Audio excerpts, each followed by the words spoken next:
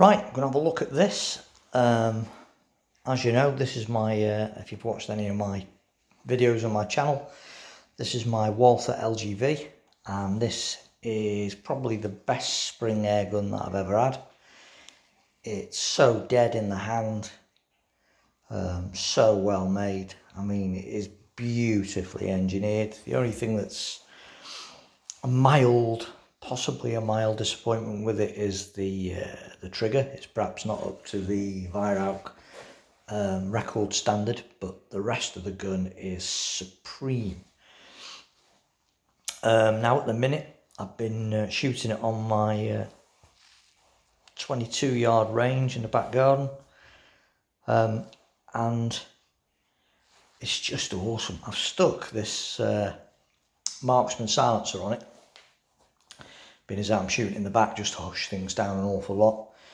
And considering that people say that silencers don't make much difference to a Springer, maybe they don't on the sort of boingy, sort of spring piston noisy spring air rifles, but on the LGVs, and I've heard on the LGUs as well, because the system is so highly tuned and so smooth and dampened down so much, that silencer makes a massive difference.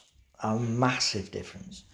I mean, okay, it gives a very, very long air rifle, but boy does it quieten it down. I mean, it's really, really quiet, almost to silence PCP levels, which is quite astonishing for a spring air rifle. It's very, very quiet. I've got it fitted with a fairly basic Hawk endurance scope. No parallax on it, unfortunately, but it's quite a good scope actually. It focuses down to, the mag comes down to 1.5, so at the lower end of the mag, sort of 2, 3. Parallax isn't so important because it's only got a 44mm objective, so it's okay. Parallax isn't that catastrophic not having it on it.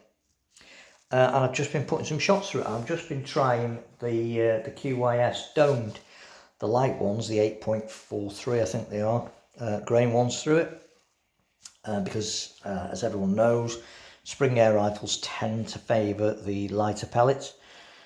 In my Priest 2, when it's in 177 caliber, and my Uragan and my Steyr at the minute, I'm shooting JSB heavies, which are very good, very good. Though it's a bit of a toss-up between the JSB heavies and the QYS domed heavies as to which one the Steyr prefers. The Uragan and the Priest definitely like the JSBs, but the Steyr shoots really well with the QYS heavies as well. But on this one, I've been using the QYS normal weight ones, 8.43 domes, and at 22 yards, shots just off my elbows, because obviously with the Springer you can't use a bipod and a bag's not much cop either, so just shooting off my elbows leaning on the table, and the results are 5 shots, and that's the net result. And I am over the moon with that, because I'm not the world's greatest Springer shooter, but that's the sort of thing that you'd expect out of maybe a PCP. And for me to get that out of a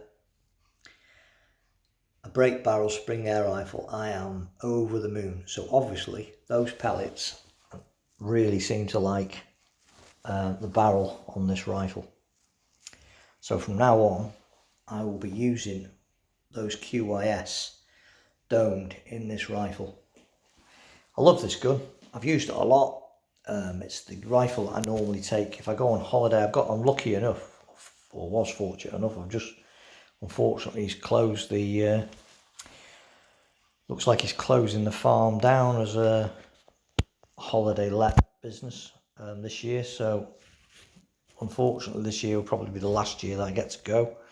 But normally I take this with me on holiday. Like I say, I was lucky enough that the cottage we stay on the farm, he gives me permission to shoot the rabbits on the farm. No one else bothers them. So when I go on holiday. I tend to take this rifle with me rather than my pre-charged pneumatics, because I do quite a lot of shooting. Get up early in the morning, go out shooting, or just have a quick walk around in the evening before it's going dark. And I didn't fancy taking charging kit with me and all the rest of it. So a spring is dead easy. Just put it in the bag, a couple of pellets, boom, done. And I shot a heck of a lot of rabbits last year with this thing. Heck of a lot of rabbits, especially up there. I brought a freezer box, a big freezer box, absolutely crammed full of rabbits that I'd shot, skinned, gutted, heads off. So you can imagine you get a fair old few in a decent freezer box, I tell you. I think the best I shot 5 in an evening walk around with this rifle. It's really, really good. So I'm loving this gun. It's definitely the best Springer I've ever had. And I am kind of sorely tempted to buy the underlever version, because I understand that they're also really spectacularly good. But I'm kind of thinking that it maybe is a bit too similar to what I've already got. But I must admit, I don't know, I can see one of them arriving sooner or later. So impressed with it. When you look at the details of it, I mean, all right, it's got a beach stock, not fancy walnut, but it's a lovely beach stock. You know, the cheek piece is really at the right height. It's nice and high. It's properly kitted out to be used with the scope. Pistol grip, this checkering's amongst the best I've ever seen. It really does feel like the sort of checkering you used to get on the old hand-cut rifles before laser cut checkering came in. And it's really good. It's really, really nice and grippy. Nice little things like the little Walther badge. And for a beach stock, they actually must go out of the way to pick nice bits of beach, because some are very plain. But this has actually got a fair bit of graining through it. It's got a nice little sort of indent here for your hands. It's a nice chunky stock to get hold of at the forend. But it's things like the metalwork and the finishing of it, the breech block. It's just amazing. It really is. It's so well done. The bluing's incredible. There's a little barrel weight on the end that's threaded for a silencer. It's really, really nice. The lockup's incredible with this. Bit of a sort of like you used to get on the old Anschuts 335s. Really nice positive lockup on the barrel. The bluing's sublime. You know, the polishing and the bluing of it's amazing. Best safety catch I've ever seen. Love this safety catch. It's in the perfect place. Just where you push it up with your thumb, a bit like a shotgun. Really well thought out and in a really, really good place. Like that. That's a nice touch. Like I say, the trigger possibly lets it down a little bit. It's not the best trigger in the world, which is a great pity, really. I mean, it's good, you know. I mean, the results speak for themselves. If I can shoot that, and I am definitely not a Springer shooter, then there's not a lot wrong with this gun. It's a beautiful, beautiful, really well engineered bit of kit. And of course, let's not forget, at the minute, with all this lockdown, all the gun shops being closed, you know, charging facilities for air rifles. I'm charging mine up at the minute with a hand pump, the hill pump, which is doable, but it's pretty hard graft, to be fair. One of these though, no such problems at all. And I've actually been out and about and used this since all the lockdown. I've took this out twice, shot 2 rabbits with it. So, you know, I think having a Springer is, everyone should have a Springer. A, because it helps you shooting, because you have to develop your technique slightly more with the Springer, and the technique does carry over to PCPs.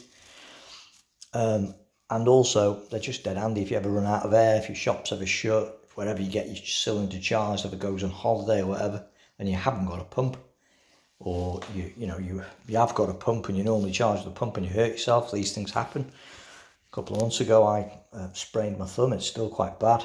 Got it caught in a 5-bar gate when I was jumping over, pulled it right back and sprained it. These things happen, you know, but with a Springer, it's just, you know, no effort required really, especially this. It cocks very easy. It's not got a very long barrel, but it does cock surprisingly easy for a rifle that's generating about 11.2 foot-pounds. So, well, it's 11.2 to 11.5 actually. So, you know, but the cocking effort's minimal. The engineering on it, whoever's engineered this, these Walther engineers have done a splendid job, because it's fantastic. It's right up there, just under the legal limit, so it's full power. It's awesomely accurate. It's easy to cock. It's beautifully finished. Like I said, the only downside, the trigger's not best in the world, and of course you've got that problem that besets most high quality springers. It is quite heavy. I mean, this thing is a bit of a beast. You know, if I've come out from hunting my Uragan Compact, and then at night, because it's all geared up for night shooting, that one, come back in, then go out with this thing, boy, there's a difference. This is one meaty rifle. It really is a meaty rifle, but it's beautifully made. Finish on it is superb. It's proper. When you look at these and how they're made, you know, it makes even the most high-end PCPs look a bit crude. The finish is beautiful on them. Really, really good. You know, it's just superb. Polish on the cylinder, everything is really good. The engineering's amazing. So, loving this gun. And at the minute, it's coming back into its own again. Glad to say that the Springer's back out there shooting rabbits again. And I'm mega impressed with that. Over the moon with that. So, found a decent pellet that I really like. Before that, I was using the AA Field. But I think from now on, looking at them results there, I'll be using them QYS pellets. So thanks for watching. Don't forget to subscribe. Keep safe.